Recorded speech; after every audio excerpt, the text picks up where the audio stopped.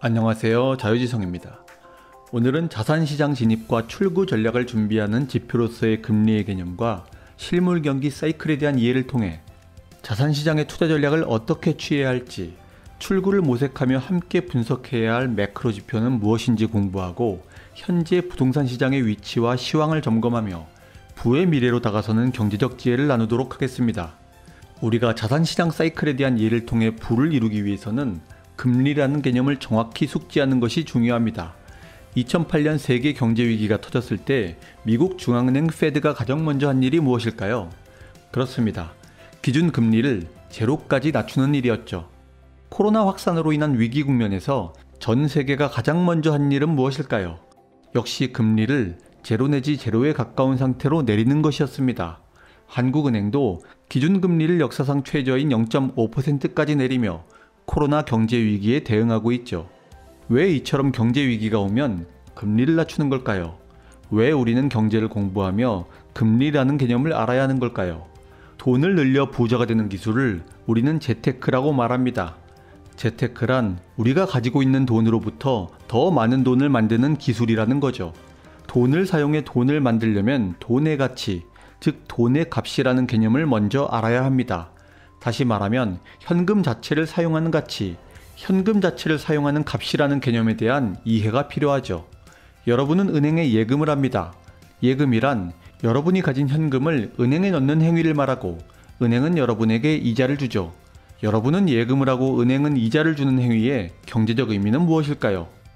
예금이라는 행위의 경제적 본질은 여러분이 은행에 돈을 빌려주며 여러분의 돈을 사용할 수 있도록 허락하는 행위입니다. 그 대가로 여러분은 돈의 사용료를 받죠. 그래서 예금 이자의 경제적 본질은 은행이 여러분의 돈을 사용하며 돈의 사용료를 여러분에게 지급하는 겁니다. 그리고 은행은 여러분의 돈을 이용할 수 있는 권한을 얻었으니 여러분의 돈을 다른 사람에게 빌려주며 다시 돈의 사용료를 받죠. 이것이 대출이자입니다. 그리고 은행은 대출이자를 받아 그중 예금 이자를 여러분에게 떼어주고 나머지를 수익으로 취합니다. 이것이 예대 마진이라는 개념이죠. 은행은 여러분의 돈을 남에게 빌려주며 대출이자를 받아 여러분에게 예금이자를 주고 나머지를 챙김으로 결국 대출이자와 예금이자의 갭을 통해 이익을 얻는 겁니다. 이처럼 은행은 예금이자와 대출이자의 차이를 이용해 돈을 벌기에 이를 줄여 예대 마진이라고 부르죠. 더 쉽게 설명하면 은행은 대출이자와 예금이자의 갭을 통해 돈을 버는 소위 갭 투자를 하는 기관이고 여러분은 은행의 이자 갭 투자를 위한 자금을 예금을 통해 조달해주는 자금 공급원이 되는 것이죠. 이와 같은 금융의 구조에서 오고 가는 돈의 사용료가 바로 이자이며 돈의 사용료를 얼마 받을 것인가의 비율이 이자율이며 금리인 것입니다. 그래서 한마디로 금리는 돈의 사용료다. 이렇게 정리하시면 됩니다. 금리는 돈의 가치, 돈의 사용료다. 그래서 금리가 낮다는 것은 현금의 가치, 돈의 사용료가 낮다는 것이죠. 마찬가지로 금리가 제로라는 것은 현금 보유의 가치가 제로라는 것을 의미하며 돈의 사용료가 제로라는 것입니다. 먼저 현금 보유의 가치가 제로라는 측면을 살펴보죠. 현금 보유의 가치가 제로라는 것은 현금 보유로 부가가치를 창조할 수 없다는 것을 뜻합니다. 따라서 저금리 국면에서 현금 보유로는 재테크에서 성공할 수 없는 것이죠. 현금에서 창조되는 부가가치가 제로니까요. 다음으로 돈의 사용료가 제로라는 측면을 살펴보죠. 이것은 여러분의 돈을 은행에 맡겨도 은행이 여러분에게 주는 돈의 사용료, 즉 이자가 거의 없다는 것을 뜻합니다.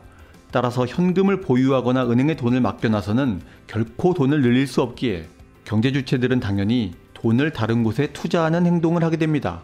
따라서 금리를 제로에 가깝게 낮추면 돈을 은행에 두는 것이 아니라 시중에 활발하게 투자하며 돈이 돌게 되는 것이죠. 한편 돈의 사용료가 제로라는 말은 돈을 빌려 사용하는 비용 또한 공짜라는 말입니다. 그래서 내가 가지고 있는 현금에 빌린 돈을 더해 돈의 사용료인 이자에 대한 부담 없이 더 큰 돈을 투자할 수 있게 되죠. 예를 들어 내가 가지고 있는 돈이 1,000만 원일 때 5%의 수익을 얻으면 50만 원이지만 내 돈 1,000만 원에 은행으로부터 1억의 돈을 빌려 1억 1천만 원으로 5%의 수익률을 거두면 550만 원을 얻죠. 내 돈만 굴렸을 때보다 11배의 수익을 얻게 되며 돈을 빌렸을 때 돈의 사용료인 이자가 제로 금리로 인해 거의 없으니 합리적 경제 주체들은 당연히 돈을 빌려 사용하게 되는 겁니다. 우리는 명목금리에서 물가 상승률을 제외한 금리인 실질금리가 사실상 제로인 시대에 살고 있죠. 실질금리가 제로라는 것은 돈의 사용료가 사실상 제로라는 뜻이다. 그래서 재테크의 달인들은 돈의 사용료가 거의 없어 공짜로 돈을 빌려 쓸 수 있으니 대출을 받아 투자를 하게 됩니다. 이처럼 제로금리 시대에는 대출이 늘어나 투자가 활성화되며 시중에 돈이 계속 풀리게 되는 거죠. 이렇게 대출로 인해 시중에 늘어나는 통화를 우리는 신용통화라고 말합니다. 진짜 돈인 본원통화와는 달리 신용통화는 부채로 인해 창조된 가상의 돈이죠. 신용통화는 진짜 돈인 본원통화가 아니라는 개념이 중요합니다. 우리는 신용이란 부채와 같은 말이라는 것을 배웠죠. 신용이란 미래의 구매력을 현재로 당겨와 사용하는 능력을 의미하고, 따라서 신용통화는 현재 존재하고 있던 돈이 아니라 미래의 돈을 대출이라는 행위를 통해 현재로 끌어온 가상의 돈이라는 겁니다. 현재 존재하지 않던 미래의 돈을 끌어와서 사용했으니 반드시 끌어온 미래의 돈을 갚는 부채 축소가 언젠가는 예정될 수밖에 없죠. 경제용어로 정리하면 신용을 통해 미래의 돈을 끌어와 자산 투자를 하는 것을 레버리지, 자산을 매각해 미래의 돈을 갚는 부채 축소를 디레버리지라고 합니다. 금리와 연결시켜보면 제로금리 시대에는 돈의 사용료가 없으니 미래의 돈을 대출로 끌어와 사용하는 레버리지 전략을 취하고, 금리가 높을 때는 돈을 빌려 쓰는 사용료가 높으니 미래의 돈을 갚아 부채를 축소하는 디레버리지 전략을 취하는 것이 합리적이다. 이렇게 정리하면 됩니다. 이제 경제 사이클과 금리의 작용을 살펴보겠습니다. 경제가 불황일 때는 물가 하락을 의미하는 디플레이션을 겪게 되므로 우리는 소비를 미루게 되죠. 디플레이션, 즉 물가 하락이 일어나니 오늘 물건을 사는 것보다 다음 달에 물건을 사는 것이 더 쌉니다. 그런데 다음 달이 되어보니 또 그 다음 달에 물건을 사는 것이 더 싸다고 생각되죠. 이렇게 경제 주체들이 경제 불황기의 디플레이션으로 인해 현재의 소비를 미루는 것을 소비 이연이라고 말합니다. 소비가 미뤄지고 수요가 줄어드니 기업은 생산을 줄이게 되고, 생산이 줄어들면 고용이 줄어들며, 고용이 줄어들면 가계 수입이 줄어들고, 수입이 줄어들면 소비를 하기 어려워 소비가 줄어들며, 소비가 줄어들면 수요가 줄어들며 기업이 생산을 더 줄여야 하는 악순환을 겪게 되죠. 그리고 수요가 줄어드니 기업은 남는 물건을 팔기 위해 가격을 낮추게 되죠. 따라서 물건의 가격은 하락합니다. 수요가 줄어드는 마당에 생산을 늘릴 수는 없죠. 그래서 수요가 줄면 생산이 줄고, 생산이 줄어들면 고용이 더 줄어들고, 고용이 줄어들면 수입이 줄어드는 상황이 쳇바퀴처럼 반복됩니다. 이것이 바로 경기 불황기에 일어나는 현상입니다. 경기 불황기에는 물건의 가격과 자산의 가격이 하락하는 디플레이션이 발생하니 현금의 보유 가치가 높습니다. 예를 들어 5억 원이던 부동산이 디플레이션으로 인해 2억 5천만 원이 된다면 5억 원으로 오늘 부동산을 사면 한 채를 살 수 있지만 가격이 하락한 뒤에는 같은 5억으로 두 채를 살 수 있죠. 이처럼 불황기에 디플레이션이 올 때는 현금을 보유하는 자가 승자가 됩니다. 현금의 보유 가치가 높다는 것이죠. 현금의 가치가 높다는 것은 돈의 가치가 높다는 말과 같고, 우리는 돈의 가치를 금리라고 했죠. 그래서 현금의 가치가 높을 때와 불황기는 일맥상통하고, 현금의 가치인 금리가 높은 상태에서 경제 위기의 불황기가 찾아오게 되는 겁니다. 불황기와 디플레이션은 현금의 가치인 금리가 높을 때 찾아온다. 이렇게 정리하시면 되겠습니다. 그럼 불황을 벗어나기 위해 중앙은행은 어떻게 해야 할까요? 우리는 서두에서 경제 위기가 찾아왔을 때 각국 중앙은행들이 금리를 낮춘다고 했죠. 금리를 제로에 가깝게 낮추게 되면 돈을 빌려 쓰는 사용료, 즉 이자 부담이 없으니 개인들은 대출이라는 행위를 통해 미래의 돈을 끌어와 투자에 쓰게 되며, 투자가 활성화되니 자산의 가격은 오르고, 자산의 가격이 오르면 이른바 부의 효과로 인해 자산계층의 소비가 늘어나며 경제는 침체를 서서히 빠져나오게 됩니다. 자산계층의 소비가 회복되는 것을 감지한 기업은 돈의 사용료인 금리가 제로에 가까우니 돈을 빌려 생산시설을 확충하는 등의 투자에 나서게 되죠. 기업이 투자에 나서게 되면 고용이 늘어나고, 고용이 늘어나면 가계 수입이 늘어나니 소비를 할 수 있는 여력이 생기죠. 소비가 늘어나면 수요가 늘어나고, 수요가 늘어나면 기업이 생산을 늘리게 됩니다. 기업의 생산이 늘어나면 고용이 더 늘어나고, 고용이 늘어나면 수입이 늘어나며, 수입이 늘어나면 소비가 늘어나는 선순환이 시작됩니다. 경제가 활성화되는 국면에 진입하게 된 것이죠. 이처럼 경제가 회복되는 봄을 맞이하게 되면 소비와 수요가 늘어나니 물건의 가격은 자연스럽게 오르게 됩니다. 이처럼 소비가 늘어나는 수요 증가로 물건의 가격이 오르는 현상을 경제용어로 수요견인 인플레이션이라 말하죠. 그리고 인플레이션이 시작되면 소비로 인한 가격 상승의 차별적 효과가 본격적으로 나타나게 됩니다. 여기서 우리는 공급의 탄력성을 복습하게 되죠. 재화의 공급에 오랜 시간이 걸려 늘어나는 수요의 공급이 탄력적으로 따라가지 못하는 상품을 공급이 비탄력적인 상품이라고 말합니다. 공급이 비탄력적인 대표적인 상품으로는 아파트가 있죠. 아파트는 인허가부터 공급까지 3년 이상이 걸리기 때문에 공급이 늘어나는 수요를 단시간에 따라갈 수 없습니다. 그래서 수요가 늘어나도 공급이 수요를 맞출 수 없어 공급 곡선은 단기적으로는 수직선에 가깝게 되고, 수요가 늘어나 수요 곡선이 오른쪽으로 이동할 때 공급 곡선과 만나는 지점인 가격은 크게 상승하게 되죠. 경제가 회복되는 시기에 실물 자산 인플레이션이 가장 크게 나타나는 상품이 아파트인 이유입니다. 해운업 역시 마찬가지입니다. 배를 발주한 후 인도까지는 최소 2년 이상이 걸리기 때문에 경제가 불황을 탈출해 해운 물동량이 늘어나는 시기에는 물건을 실어 나를 배가 부족하게 되는 공백이 발생하죠. 따라서 해운 운임이 크게 상승하게 됩니다. 최근 수출 기업들은 배가 없어 수출을 못하는 상황이 발생하고 있죠. 따라서 완제품을 운송하는 컨테이너선 운임은 사상 최고로 치솟고 있으며, 원자재를 운송하는 벌크선 역시 공급 부족에 따라 운임이 크게 오를 것으로 전망됩니다. 코로나로 인해 세계 경제가 멈춰 있는 것처럼 보이지만 컨테이너선 운임이 사상 최고라는 것은 완제품의 물동량이 활발히 움직이며 경제가 회복기에 접어들었다는 것을 의미하죠. 그래서 자유지성은 코로나 위기 회복 국면에서 자산시장에서는 부동산 투자, 그중 특히 표준화된 상품인 아파트 투자를, 실물 경제에서는 해운 주식을 추천드린 바 있습니다.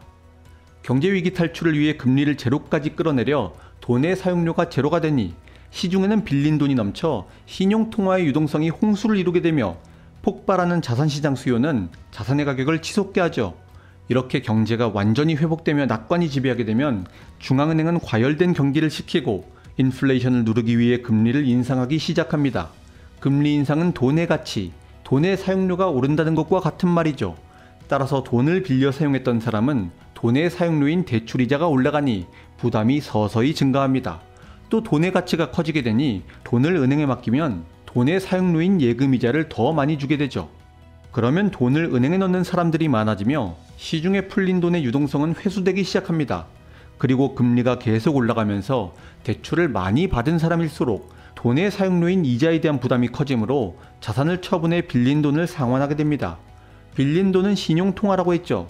그래서 빌린 돈을 갚는다는 것은 신용통화가 회수된다는 것을 뜻합니다. 통화량이 줄어든다는 것은 돈의 공급이 줄어든다는 것이고, 돈의 공급이 줄어드니 돈의 가치와 돈의 값은 올라가게 됩니다. 그래서 통화량이 줄어드는 것과 돈의 가치인 금리가 올라가는 것은 동전의 양면이죠. 신용통화는 현재 존재했던 돈이 아니라 미래의 돈을 대출이라는 행위를 통해 현재로 끌어온 가상의 돈이니, 언젠가는 미래에서 끌어온 돈을 갚는 부채 축소가 예정될 수밖에 없다고 했습니다. 미래에서 끌어온 돈을 갚는 부채 축소의 시기는 돈의 사용료인 이자가 증가해 감당이 어려울 정도로 부담이 커졌을 때가 될 겁니다. 그래서 금리가 계속 인상되는 어느 지점에서는 증가하는 이자와 원금 상환이라는 부채 축소를 위해 자산을 처분함에 따라 시장의 매도 물량이 늘어나게 되죠. 매도 물량이 늘어나는 것은 공급이 늘어나는 것이니 가격은 하락하기 시작합니다. 과열된 경기를 시키기 위해 금리가 계속 인상되므로 돈의 사용료가 높아 사람들은 쉽게 돈을 빌려 자산을 매수하지 못합니다. 이렇게 수요량이 매도의 공급량을 받아내지 못하는 순간 자산의 가격은 본격적으로 하락하는 것이죠. 그리고 자산 가격의 하락이란 부동산 시장과 주식 시장을 모두 의미합니다. 경제의 과열 국면에서는 경제의 전 영역에 걸쳐 늘어나는 소비에 대응하기 위해 생산을 크게 늘리고, 가격이 상승할 때 최대한 많은 물품을 팔아 이윤을 내려는 생산의 과잉이 일어나게 됩니다. 그런데 자산의 처분으로 인해 부동산과 주식의 가격이 하락하면 손해를 보는 사람이 생기고, 빌린 돈으로 투자한 자산에 손해가 생기면 대출금과 이자의 상환에 더 큰 부담을 느끼므로 소비를 할 수 있는 여력이 줄어들게 됩니다. 이제 부의 효과가 사라지게 되는 거죠. 그러면 소비가 줄어들며 경제의 호황기에 과잉 생산된 물품들은 팔리지 않게 되고, 기업들은 과잉 생산된 물품을 팔고자 가격을 낮춰 내놓겠죠. 그러면 자산뿐만 아니라 생활물가 역시 하락하며 경제의 전 영역에 걸친 가격 하락, 디플레이션이 다시 시작됩니다. 정리하면 계속된 금리 인상의 어느 시점에는 시중에 넘치도록 풀린 신용통화에 대한 돈의 사용료에 대한 부담이 사회 전체적으로 감당하기 어려울 정도가 되고, 이자의 부담을 줄이기 위해 자산을 처분해 부채를 축소하는 사람이 많아지면 자산의 가격은 급격히 떨어지게 되며 자산의 가격 하락은 부의 효과를 없애 소비가 줄어들게 하므로 일반 실물 경제도 침몰하는 겁니다.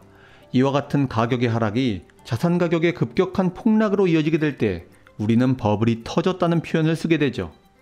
우리는 경기의 급격한 확장과 지나친 인플레이션의 물가 상승을 누르기 위해 금리가 인상되고 금리가 계속 인상되는 어느 시점에서는 부채의 축소와 함께 경기가 하락한다고 했습니다. 문제는 이 시점을 어떻게 알 수 있느냐에 달려있죠. 결론부터 말씀드리면 금리가 인상되는 어떤 시점에서 자산의 처분으로 인한 부채 축소와 하락이 시작될지 그 해답은 이 세상의 어느 누구도 알 수 없습니다. 그래서 제로금리에서 금리가 인상되기 시작하는 첫 시점부터는 매크로 지표를 예의주시하면서 출구를 위한 몸풀기를 시작하라고 말씀드린 것이죠. 금리가 인상된다고 해서 자산의 가격이 바로 하락하는 것은 아니기 때문입니다. 금리가 계속 인상되는 어느 시점이라는 것이 중요합니다. 금리가 인상된다고 해도 성장이 더 크게 나온다면 자산의 가격은 계속 상승하게 되니까요. 금리 인상의 통화량 긴축보다 성장으로 인한 통화량 팽창이 더 크다면 시중의 통화량은 여전히 늘어나므로 자산의 가격과 물가는 상승하게 된다는 말입니다. 그래서 매크로 관점에서 자산시장의 출구를 분석할 때는 금리만 보는 것이 아니라 성장을 함께 봐야 합니다. 금리가 인상되는 시점에서는 금리와 성장을 늘 함께 보면서 금리의 인상으로 인한 유동성의 긴축 효과가 더 클지 성장으로 인한 유동성의 팽창 효과가 더 클지를 분석할 수 있어야 하는 것이죠. 예를 들어 2003년에서 2007년까지 세계적인 부동산 폭등의 시기는 금리 인상이 동반되던 시기였죠. 이 시기에 금리가 계속 인상되었지만 금리 인상의 통화량 긴축보다 성장이라는 통화량 팽창이 더 크게 나오던 시기였기 때문에 금리가 인상되었음에도 불구하고 자산의 가격은 계속 오르는 일이 발생하게 됩니다. 과열이 심화되면서 미국에서는 자산 가격 상승에 취해 애완동물의 이름이나 죽은 자의 이름으로 대출이 실행되며 집을 사는 일도 있었죠. 대출의 심사 시스템 자체가 형해화된 것입니다.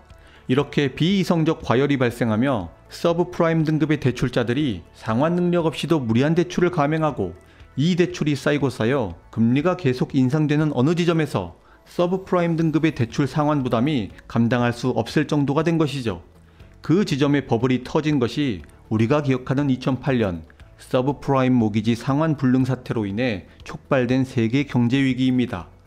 당시 세계 경제 위기가 오리라고 예측한 대표적 경제학자가 미국의 주택가격 지수인 케이스 쉴러 지수를 만든 로버트 쉴러 예일대 교수입니다. 쉴러 교수는 2005년에 비이성적 과열이라는 책의 개정판을 출간하며 부동산 시장의 거품을 경고했죠. 쉴러 교수의 경고가 있은 후 2년 뒤인 2007년 서브프라임 모기지 사태가 시작되며 2008년 리먼 브러더스의 파산과 함께 미국에서 시작된 금융위기가 세계를 강타하게 됩니다. 쉴러 교수의 버블 경고 후에 경제 위기가 오기까지는 2년의 시간이 걸렸던 것이죠. 징후는 보였지만 시기를 맞추는 것은 어려울 수밖에 없다는 것입니다. 영화 빅 쇼트의 실제 주인공인 마이클 버리는 서브프라임 경제 위기를 예측해 큰 돈을 번 것으로 잘 알려져 있죠. 하지만 마이클 버리가 주택담보대출 연체율이 증가하는 징후를 통해 신용부도상품 투자를 시작한 시기는 2005년입니다. 신용부도상품이란 쉽게 말해 부도가 나면 이익을 얻는 보험상품이라는 말이죠. 시장의 붕괴와 부도에 베팅했다는 뜻입니다. 하지만 당시는 금리 인상에도 불구하고 성장이 강하게 나오던 시기로 신용부도상품에 투자한 마이클 버리는 엄청난 손실 구간을 견뎌야 했습니다. 대출 연체율은 계속 올랐지만 시장은 쉽게 붕괴하지 않았죠. 그래서 마이클 버리는 파산 위기까지 몰리게 됩니다. 그리고 2007년 드디어 서브프라임 상환 불능 사태가 터지기 시작하며 모기지 은행이 붕괴하죠. 따라서 시장의 붕괴와 부도에 베팅한 버리의 신용부도상품 투자 펀드는 파산 직전의 엄청난 손실 구간에서 489%의 수익률로 화려하게 부활합니다. 서브프라임 경제 위기를 예측했지만 그 시점을 정확히 예측하기는 어려웠다는 것을 영화 빅 쇼트는 다시 한번 보여주죠. 그리고 2008년 세계 경제 위기를 정확히 예측한 투자자가 있죠. 영상에서 자주 언급한 세계 최고의 헤지펀드 브릿지워터의 창립자이자 회장인 레이 달리오입니다. 레이 달리오는 2007년 부채의 상환 비용이 가계의 현금 흐름보다 증가하고 있었기 때문에 채무의 거품이 터질 것 같다는 예측을 했죠. 레이 달리오가 전망한 경제의 움직임은 분명히 불황을 예고했지만 그는 자신이 옳다는 확신이 점점 약해졌다고 말할 정도로 예측은 어려운 것이었습니다. 그럼에도 그는 경제 위기가 온다는 가정으로 브리지워터의 포트폴리오를 조정하죠. 이로 인해 레이 달리오의 브리지워터는 세계 경제 위기가 발생한 2008년에 14%의 수익을 거두며 시장을 이깁니다. 이와 같은 시장의 대가들을 통해 우리는 인사이트를 얻지만 그럼에도 시장이 하락하는 그 순간을 정확히 예측하는 것은 불가능한 일이죠. 지금까지 우리는 경기의 침체와 경기의 팽창이라는 경제 사이클과 금리의 상호작용에 대해 공부했습니다. 경기가 침체되는 시기에 중앙은행은 금리를 낮춰 시중에 돈이 풀리게 하고 경기가 과열되는 시기에 중앙은행은 금리를 높여 시중에 돈을 회수한다. 하지만 금리를 높인다고 바로 자산의 가격이 하락하는 것이 아니고 금리 인상 시기에도 성장이 더 강하게 나온다면 금리 인상으로 인한 유동성 축소보다 성장으로 인한 유동성 팽창이 더 크기에 시중 통화량은 더 증가해 자산의 가격은 계속 상승할 수 있다. 따라서 출구 전략을 고민할 때는 금리와 성장을 함께 보는 지혜가 필요하다. 하지만 금리가 계속 인상되는 어느 시점에서 이자의 부담이 커져 부채를 축소하겠다는 움직임이 많아지게 되면 자산이 매각되기 시작하고 수요가 매도 물량을 받아내지 못하면 자산 시장에 급격한 하락이 오게 된다. 그래서 자유지성은 일단 금리가 인상되는 첫 시점을 기준으로 우리는 출구에 대한 긴장의 끈을 놓지 않아야 한다고 말씀드린 것이죠. 출구 전략을 준비할 때는 금리와 성장을 늘 함께 보자. 이렇게 정리하시면서 이제 부동산 시장 사이클과 금리의 개념을 통해 지금 우리는 시장에서 어떤 선택을 해야 할지 살펴보도록 하겠습니다. 금리란 돈의 사용료라고 했죠. 금리가 제로라는 것은 돈의 사용료가 제로가 되어 너도 나도 돈을 빌려 쓴다는 것을 말한다. 그래서 신용 통화량이 넘치고 통화량이 넘치면 돈의 공급이 많으니 돈의 가치는 날이 갈수록 떨어진다. 그래서 통화량이 역사상 가장 크게 팽창하고 있는 지금 현금의 가치는 날이 갈수록 떨어져 똑같은 현금으로 살 수 있는 물건은 점점 줄어들게 됩니다. 인플레이션의 본질을 뒤집어 보면 물건의 가격이 오르는 것이 아니라 현금의 구매력이 떨어지는 것이고 현금의 구매력이 떨어진다는 것은 현금의 가치가 떨어진다는 것과 같죠. 예를 들어 이전에는 5억으로 27평 아파트를 두 채 살 수 있었다면 이제는 5억으로 27평 아파트를 한 채밖에 못 사게 되니 5억의 구매력이 아파트 두 채에서 한 채로 떨어진 것이고 5억이라는 현금의 가치가 아파트 두 채에서 한 채로 떨어진 것입니다. 우리는 현금의 가치, 돈의 가치가 금리라는 것을 배웠죠. 그렇다면 현금의 가치인 금리가 떨어져 실질 금리가 제로인 것을 보고 우리는 현금의 가치가 떨어져 구매력이 줄어든다는 것을 전망할 수 있어야 되는 겁니다. 그래서 현명한 투자자들은 2020년 코로나 위기 때 한국은행이 기준금리를 역사상 가장 낮은 수준으로 내리는 것을 보고 실물 자산을 역대 최대로 구입하기 시작한 것이죠. 이처럼 현금의 보유 가치가 제로인 제로금리 시대에는 하루라도 빨리 현금으로 실물 자산을 구입해 자산 인플레이션으로 인한 현금의 구매력이 급격히 떨어지는 손실을 방어해야 하는 겁니다. 자산 인플레이션 시기에 현금을 가지고 있는 자는 가치가 하락하는 가장 위험한 가치 저장 수단을 가지고 있는 것이기에 우리는 벼락거지가 되지 않기 위해 불가피하게 자산시장 투자의 선택을 해야 되는 것이죠. 이렇게 금리가 제로가 되고 시중에 통화량이 넘치면 현금의 가치가 떨어져 사람들은 자산을 사서 현금의 가치 하락을 방어하고자 합니다. 실물 자산에 대한 수요가 폭발하게 되는 것이죠. 수요는 이처럼 폭발하는데 공급이 비탄력적이어서 수요를 따라가지 못할 경우 상품의 값은 어떻게 될까요? 당연히 폭등을 하게 되겠죠. 그래서 현금의 가치가 떨어지는 인플레이션 시기에 실물 자산 중 공급이 비탄력적인 아파트 값은 폭등하게 되고 폭등세를 잡기 위한 방법은 공급을 탄력적으로 만드는 방법밖에 없는 겁니다. 공급을 탄력적으로 만든다는 말은 대량 공급을 통해 수요에 탄력적으로 대응하도록 해야 된다는 말이죠. 정상적인 수요 공급의 메커니즘에서는 수요가 증가해 상품의 가격이 오르게 되면 사람들은 그 상품을 생산해 돈을 벌고자 하므로 자연스럽게 공급은 늘어나게 됩니다. 그리고 공급이 늘어나면 가격이 하락해 균형 가격을 회복하죠. 따라서 아파트의 가격이 폭등하면 아파트의 공급이 크게 늘어나 수요를 충족시킬 수 있어야 하는 겁니다.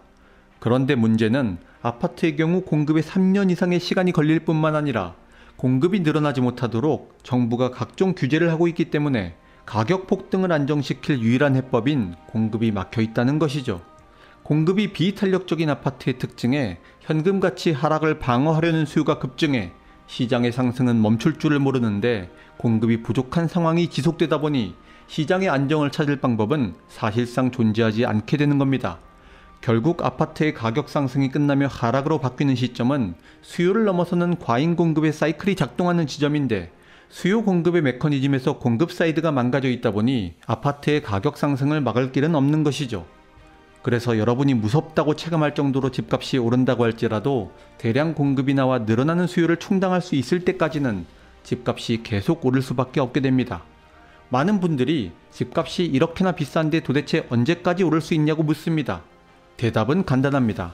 대량 공급이 나와 수요를 압도할 수 있을 때까지 오른다. 하지만 향후 2년간은 공급이 30년 이래 최저치가 되니 집값이 떨어질 이유는 전혀 없는 것입니다.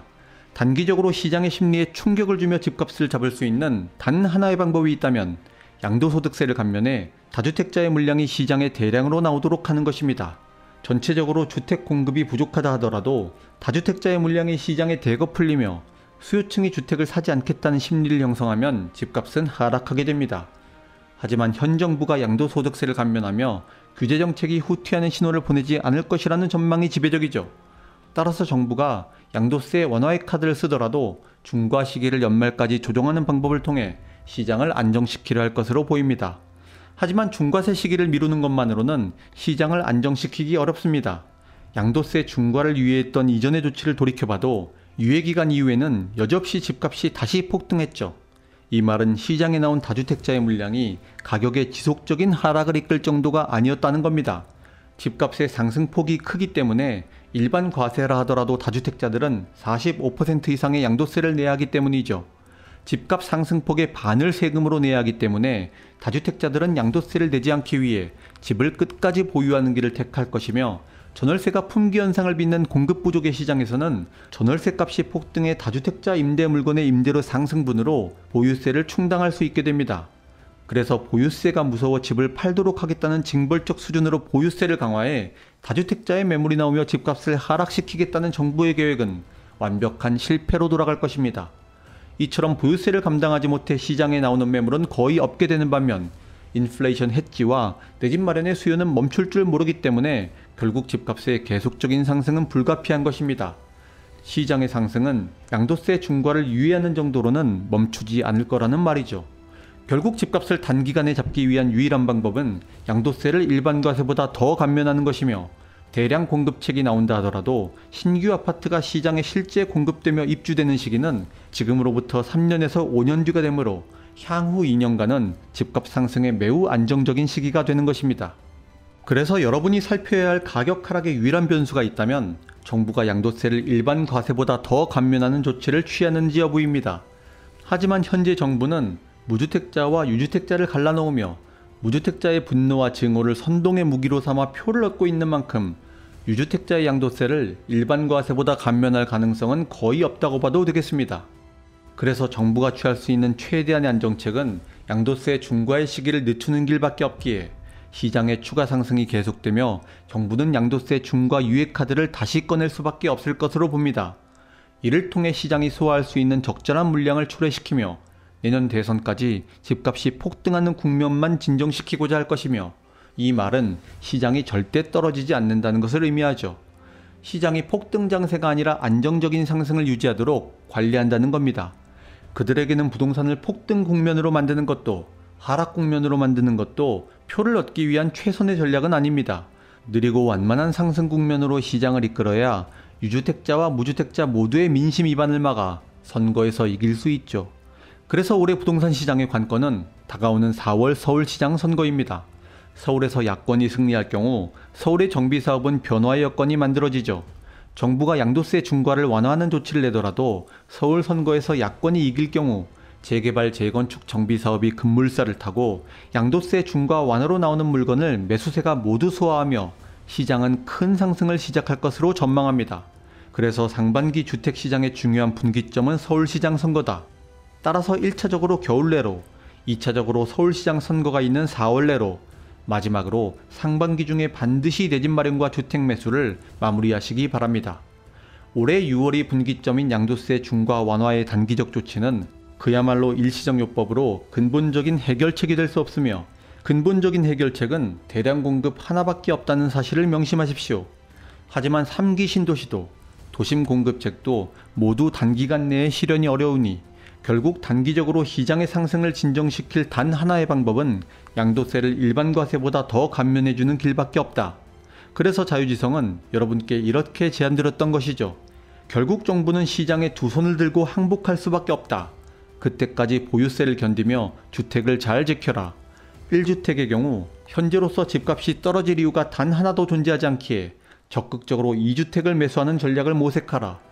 부부가 각각 1주택을 가져 1인당 6억의 종합부동산세 인별공제를 활용해 보유세를 절세하며 고정수입으로 보유세 충당이 부담될 경우 가지고 있는 주택을 전세로 돌려 전세금을 통해 현금 흐름을 확보하고 자신은 월세에 사는 선택을 하더라도 집을 팔지 말고 견뎌라.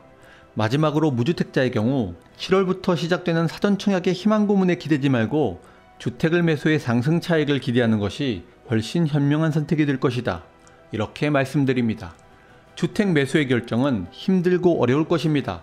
하지만 명목 가격을 보지 말고 자산 가격의 상승 사이클을 금리의 관점에서 바라본다면 역사상 가장 낮은 저금리의 시대 2년차인 지금은 여전히 내 집 마련에 늦지 않은 시점이라는 것을 강조드립니다.